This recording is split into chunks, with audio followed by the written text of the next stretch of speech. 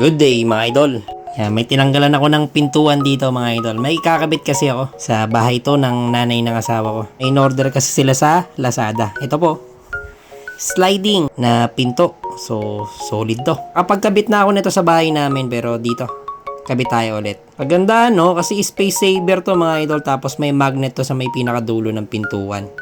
So, maganda. Dark color pinili para hindi dumihin. So, pakita ko mga idol. Ito mga idol, no? Sinusukatan namin ni Mrs. Tapos puputulin ko lang. Yan, kaya pasensya na po, no? Sa mga hindi ko nare-replyan ngayong araw. Medyo busy lang po. Yan, nung naputol na natin, tanggalin ko lang itong mga lock. Ibabalik ko dun sa pinagputulan. So, kailangan to mga idol para hindi huhulas. Next step, kabit na natin yung hamba-hambahan, no? Sa lumang hamba. Take note, bago nyo ikabit, lagyan nyo po ng pandikit. Mas maganda, no more nails bago nyo i-screw. Para siguradong makapit mga idol, no? Tapos, syempre, testing.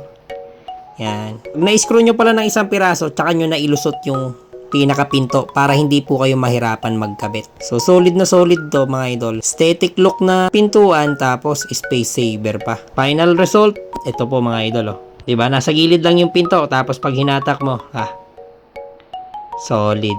Sa TikTok shop, mabibili nyo rin to mga idol. Lalagay ko na lang sa baba yung link sa TikTok shop natin, no? So, para pwede na rin kayo kumuha. Solid, oh. Tingnan mo. Solid. So, kung gusto mo rin ng space saver na pintuan, pwedeng-pwede to sa inyo mga idol.